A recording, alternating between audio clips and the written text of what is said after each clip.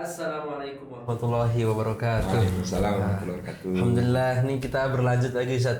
Kisah-kisah orang soleh. Kemarin udah 1 sampai 10 Itu episode. semuanya sahabat Nabi. Semuanya sahabat Nabi. Sekarang kita masuk generasi tabi'in. Ke generasi tabi'in. Dan kita hari ke-11 ini sahabat. Ini episode ke-11.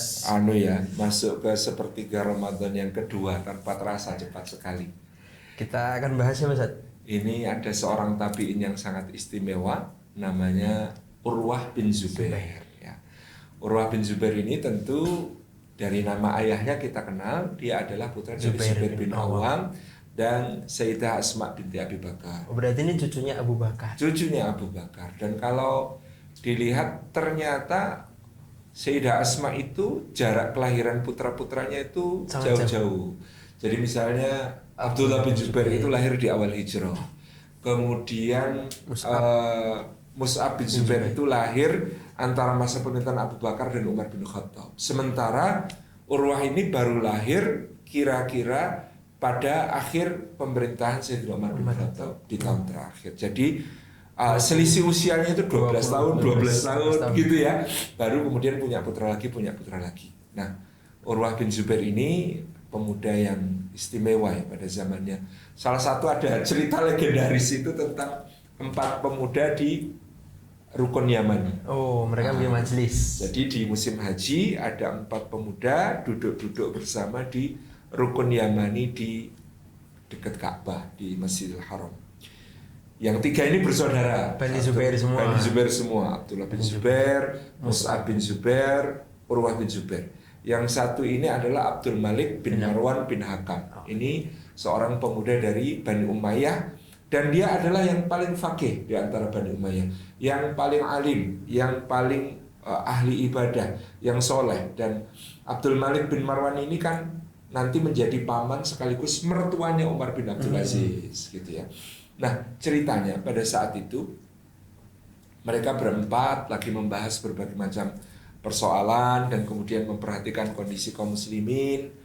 Maka salah satu di antara mereka kemudian usul, bagaimana kalau kita kemukakan cita-cita kita, mumpung kita dekat Ka'bah, kita saling mendoakan apa yang menjadi cita-cita kita semua, gitu ya. Kemudian Abdullah bin Zubair itu mengatakan, demi Allah aku ingin menjadi seorang khalifah yang memerintah seluruh Hijaz, ya wilayah di dekat Haramain, Syarifain semuanya, dan melayani orang-orang untuk berhaji, berumroh. Aku ingin kembali seperti pada masa lalu di tengah-tengah Quraisy, ya. Bapakku dari Bani Asad, ya, Bani Asad itu tugasnya mengawal dan mengamankan para jamaah haji gitu. Terus Mus'ab bin Umar. Mus'ab bin Zubair. Mus'ab bin Zubair. Mus'ab bin Zubair ini paling unik. Dia mengatakan, kalau aku ingin menguasai Irak dan menikahi 2 wanita tercantik di zaman ini. Ya, 2 wanita tercantik di zaman itu adalah Sayyidah Aisyah binti Tolhah, putrinya Tolhah bin Ubaidillah. Yang satu Sukainah binti Husain bin Ali bin Abi Thalib, putrinya Husain bin Ali. Jadi ada Aisyah binti Tolhah dan Sukainah binti Husain. Ini 2 wanita tercantik di zaman itu. Orang ketiga Abdul Malik bin Marwan mengatakan, wah kalian cuma Hijaz, cuma Irak, kalau aku pengen jadi khalifah seluruh dunia Islam, gitu ya. Nanti itu kan mereka ngumpul-ngumpul itu zamannya Muawiyah bin Abi Sufyan. Nah, nanti setelah eranya Muawiyah bin Abi Sufyan, aku berharap kekhalifahan itu pindah ke keluargaku. Jadi waktu itu keluarga Muawiyah dengan keluarga Marwan itu besanan.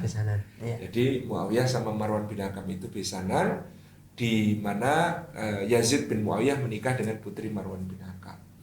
Nah, ternyata memang nanti Allah Subhanahu wa taala mengatur setelah Yazid bin Muawiyah, Muawiyah bin Yazid putranya Yazid itu mengundurkan diri dari jabatan khalifah. Kemudian Marwan bin Hakam ini ya bapaknya Abdul Malik mengambil alih besannya Muawiyah ini mengambil alih kekuasaan, kemudian mewariskannya kepada anak-anaknya sebagai Bani Umayyah. Lanjut Zat, ke Urwah.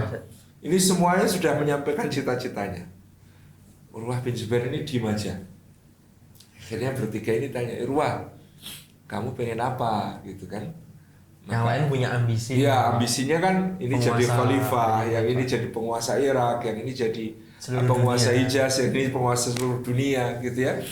Maka Urwah bin Zubair mengatakan, semoga Allah memberkahi semua cita-cita kalian dan berbagai keinginan kalian terhadap dunia ini. Adapun aku, tidak ada yang kuinginkan di dunia ini kecuali ilmu.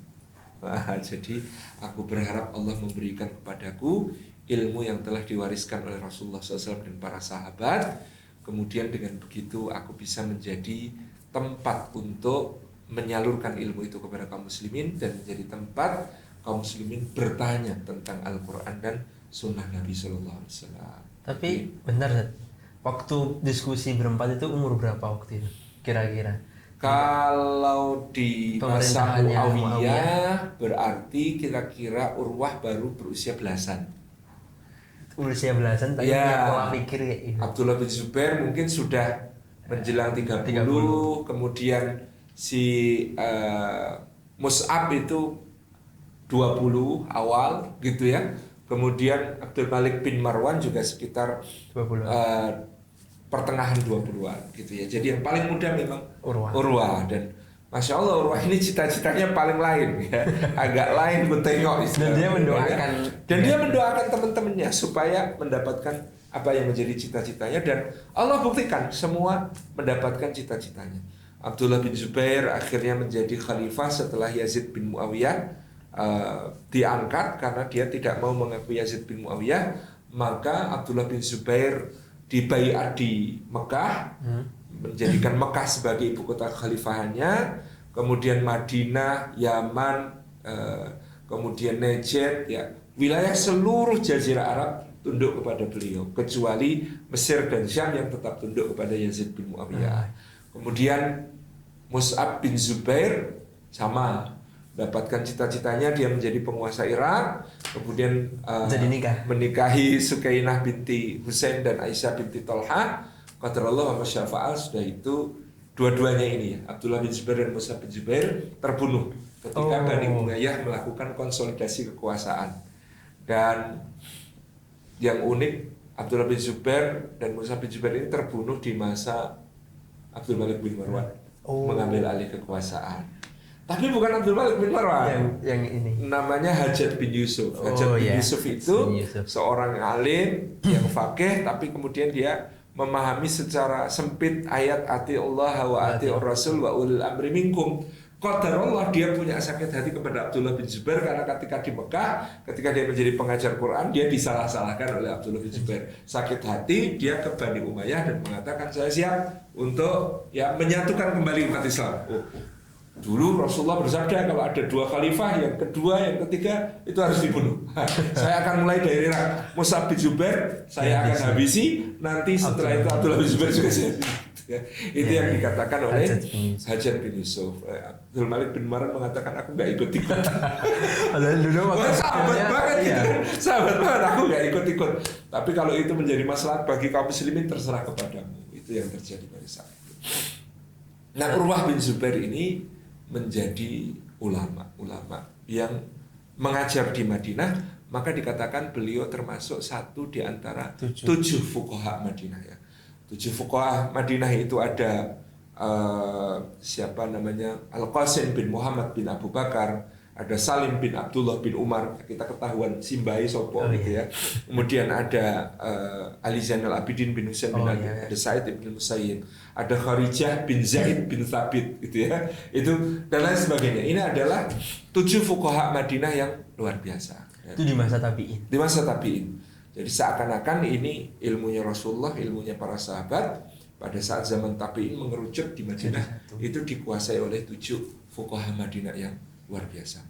Maka ya pada masa itu Urwah itu memang salah satu yang paling terdepan ya dari 7 fuqaha Madinah itu, karena beliau itu memang selama hidupnya kesempatan yang ada untuk mendapatkan ilmu dari para sahabat digunakan sebaik-baiknya. Beliau senantiasa ya terpekur di depan rumahnya Abu Ayyub Al-Ansori, Abu Hurairah, Anas bin Malik, ibunda kita Aisyah, dan terutama ibunda Aisyah, karena Aisyah itu kan bibitnya, jadi mahram. Kalau murid-murid yang lain itu kan kalau mau masuk harus minta izin, kalau mau minta ilmu harus sesuai jadwal majelis. Nah, yang namanya Urwah bin Zubair waktu kecil bludes keluar masuk rumah ibunda Aisyah. Jadi dia mendapatkan ilmu yang sangat banyak dari ibunda kita Aisyah. Demikian juga kepada Ummu Salamah, demikian pula kepada Zaid bin Thabit, demikian pula kepada sahabat-sahabat yang sangat banyak di masanya itu. Dia menampung ilmu dengan luar biasa, bertekun-tekun, dan Urwah bin Zubair ini sangat menjadi andalan dari umat maupun para pemimpin untuk menjadi rujukan dalam ilmu. Termasuk ketika Umar bin Abdul Aziz menjadi gubernur Madinah, kalau ada persoalan fikih maka tanyanya ke Urwah bin Zubair. Ini sebelah satu keutamaannya Urwah bin Zubair pada saat itu. Dan Urwah bin Zubair ini menjadi penasehat ya para khalifah. Ya sebenarnya kan antara keluarga Bani Umayyah dengan keluarga Zubair tadi ada persoalan, gesekan. Tapi karena Urwah fokus pada ilmu dan dia di mata para penguasa Bani Umayyah sama sekali tidak memiliki ambisi politik, sama sekali tidak menginginkan kekuasaan, ya, maka dia menjadi figur yang sangat dihormati oleh para penguasa Bani Umayyah. Nah, pada satu waktu ya di masa kekhalifahan Bani Umayyah, kalau tidak salah di masa khalifah setelah Umar itu ada Yazid Hisham ya, di masa khalifah Hisham bin Abdul Malik itu, Hisham ini kan berambisi meneruskan apa yang diperbaiki oleh Umar bin Abdul Aziz, meskipun tentu kapasitas beliau tidak sedahsyat Umar bin Abdul Aziz. Waktu itu beliau diminta untuk hadir ke Damaskus, berangkat dari Madinah, itu bersama anak beliau. Oh, itu Urwah berangkat sama anaknya pergi ke negeri Syam, kan itu perjalanan lumayan jauh.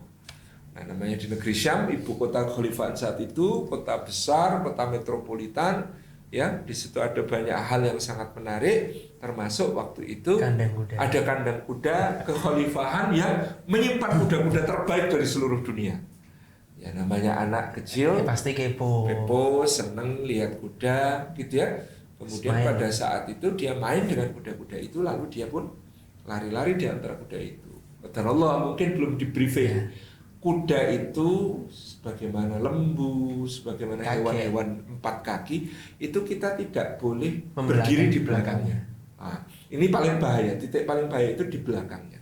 Nah, anak ini berdiri di belakang seekor kuda, kemudian memegang-megang kaki kuda itu. Nah, kuda itu merasa risih dan merasa diganggu, maka kemudian dia menyepak, refleks. Jadi kaki belakang kuda ini kan kuat sekali, apalagi kalau dipasang ladang, dipasang sepatu besinya itu ya.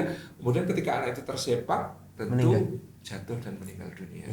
Nah, pada saat itu anaknya Urwah. Pada saat itu Urwah kemudian ya mendatangi anaknya, kok qadarullah dia tanpa sadar itu kakinya itu tertusuk sesuatu dan mengalami infeksi tanpa dia sadari.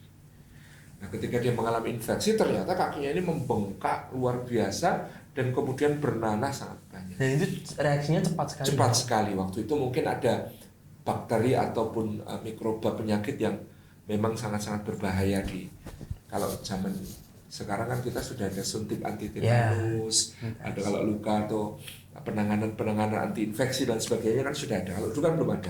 Yang anggapnya biasa. Anggapnya biasa, dan dia kan modelnya memang orang yang nggak merasa nggak gampang merasa sakit, nggak gampang ngeluh, koyo ngono biasa wae. Qadarullah ternyata luka yang menjalar dan infeksi itu membusuk di kaki beliau tanpa beliau sadari. Itu kalau zaman sekarang harus diamputasi. Nah, itu juga waktu itu kemudian ketika diperiksa oleh tabib istana, diperintahkan oleh Khalifah Hisham, yuk dicek itu lukanya, kasihan. Ternyata tabib mengatakan dia harus diamputasi. Nah, udah kehilangan anaknya, udah kehilangan anak, dia akan Kakinya kehilangan kaki. divonis amputasi. Divonis amputasi. Maka ketika itu tabib hendak melakukan tindakan operasi. Namanya tindakan operasi pada zaman itu untuk kan belum ada bius atau anestesi seperti zaman sekarang, disuntik bius bagian atau disuntik bius total gitu kan. Otomatis harus menghilangkan kesadaran. Menghilangkan kesadaran itu kan minum khamr.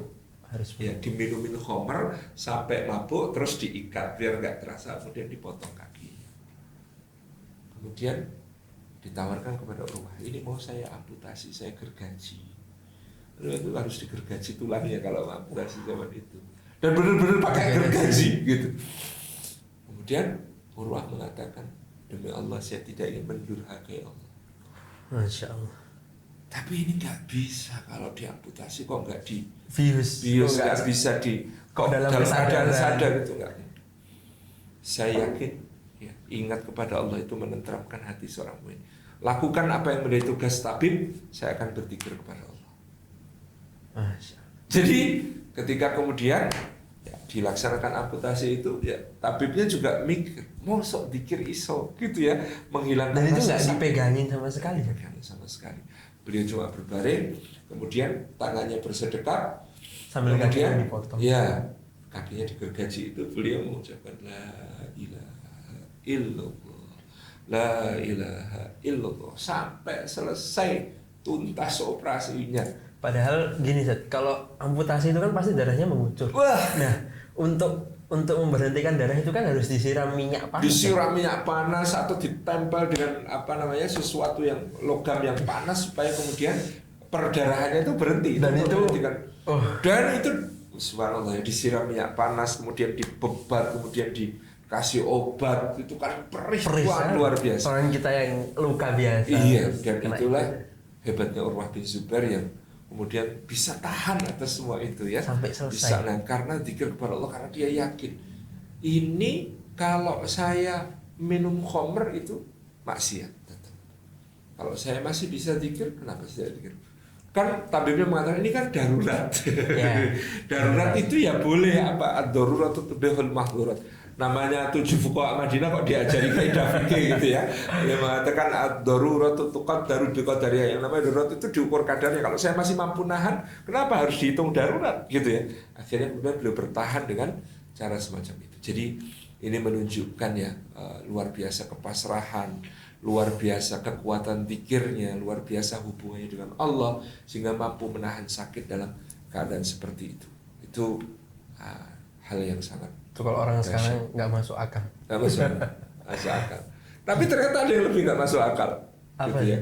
Jadi pada waktu Urwah bin Zubair mengalami musibah ini, Hisham itu kedatangan tamu orang dari Bani Abbas. Oh, yang buta. Nah, orang itu buta. Terus saya tanya, antum kok buta itu kenapa? Ceritanya itu saya sama anak saya kafilah dagang dirampok orang. Kemudian ketika kami melarikan diri, maka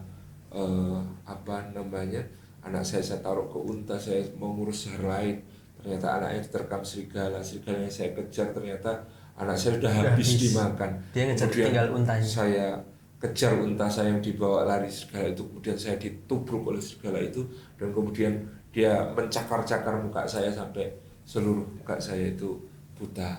Nah, kemudian Hisham mengatakan, ini diajak ketemu Urwah biar mereka saling cerita supaya menjadi ringan musibah di antara mereka. Baik, bagi Urwah bagi Urwah itu juga menjadi cerita yang akan membuat merasa dia tidak sendiri. Bagi orang ini juga ketemu Urwah juga akan membuat dia merasa bukan hanya aku yang mengalami musibah yang seperti itu, musibah yang berat itu. Jadi ini salah satu metode ya dalam melapangkan hati kita ketika menerima musibah itu, sharing gitu ya dengan orang lain. Ternyata kita tidak sendiri, ujian kita bisa jadi tidak lebih berat daripada yang dialami oleh orang. Sharing yang di sini bukan membandingkan. Karena biasanya orang sekarang itu kalau curhat malah membandingkan. Aku lebih berat loh, aku lebih susah loh gitu ya, dan itu yang kemudian terjadi. Maka sharing itu dalam rangka saling berempati, saling menguatkan, saling menyemangati di dalam musibah itu.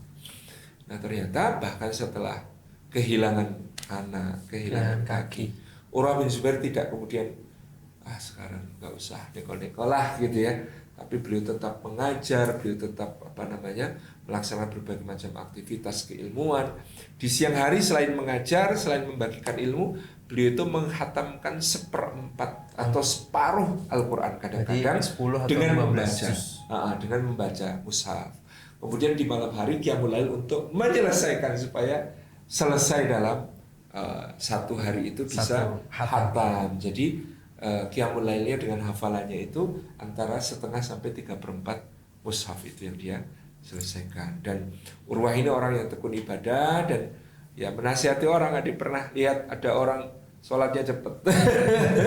Ini beda genre itu. Ya, kalau Ibnu Abbas kan sholatnya cepet supaya setan tidak sempat ganggu. Nah, kalau beliau tanya, kamu itu saudara apa tidak punya hajat kepada Allah, gitu ya?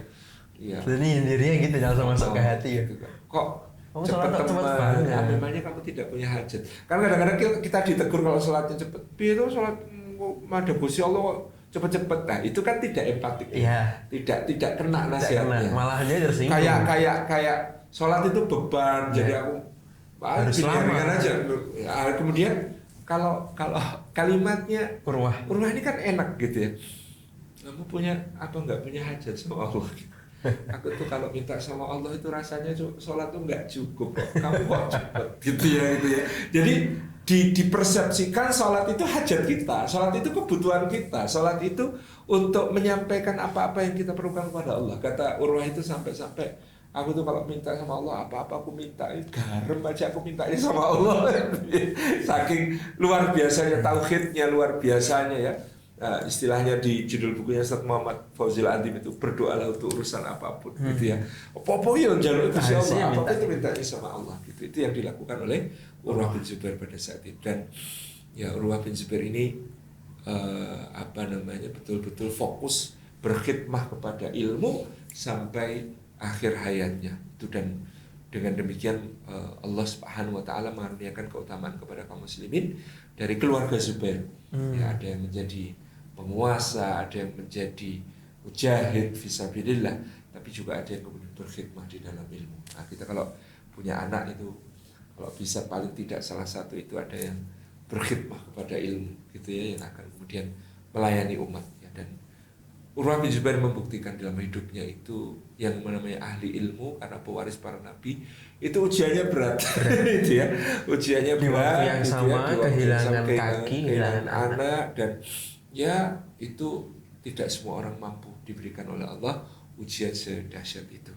Dan Urwah bin Zubair senantiasa tulus ketika memberi nasihat kepada para khalifah, tidak pernah mendendam meskipun ya kedua kakaknya terbunuh oleh Bani Umayyah, khususnya panglima mereka yang namanya Al-Hajjaj bin Yusuf, tapi dia tidak pernah berubah hatinya bahwa atinun nasihat, agama adalah nasihat, agama itu ketulusan itu ya. Terakhir kan setelah lillahi wali rasulihi wali kitabihi wali a'immatil muslimina wa ammatihim, juga untuk imam-imamnya kaum muslimin, para pemimpin dan juga seluruh orang awam mereka itu semua berhak untuk mendapatkan ketulusan kita, nasihat kita.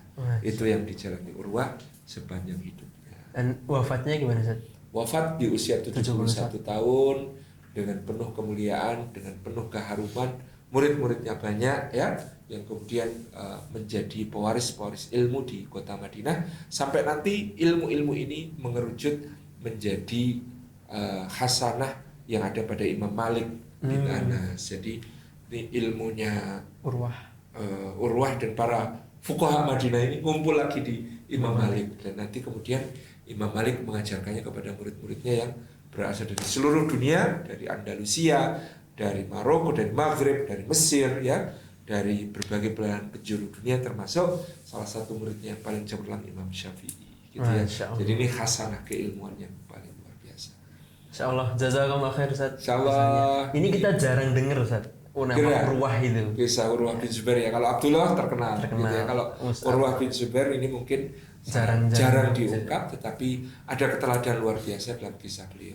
Jadi mudah-mudahan saudara semangat terus Ramadannya, dan teman-teman yang lain yang belum daftar bisa di sini segera ajak daftar, karena bisa ditonton kapanpun. Teman-teman bisa nonton ba'da subuh, teman-teman bisa nonton ba'da duhur, teman-teman bisa nonton menjelang buka puasa, teman-teman bisa nonton malam hari setelah sholat tarawih gitu ya. Dan ajak teman-teman yang lain, karena ada kesempatan untuk mendapatkan grand prize umroh bersama Jejak Nabi Imani yang akan diumumkan nanti pada hari Idul Fitri. Masya Allah. Jazakallah khair. Assalamualaikum warahmatullahi wabarakatuh. Waalaikumsalam.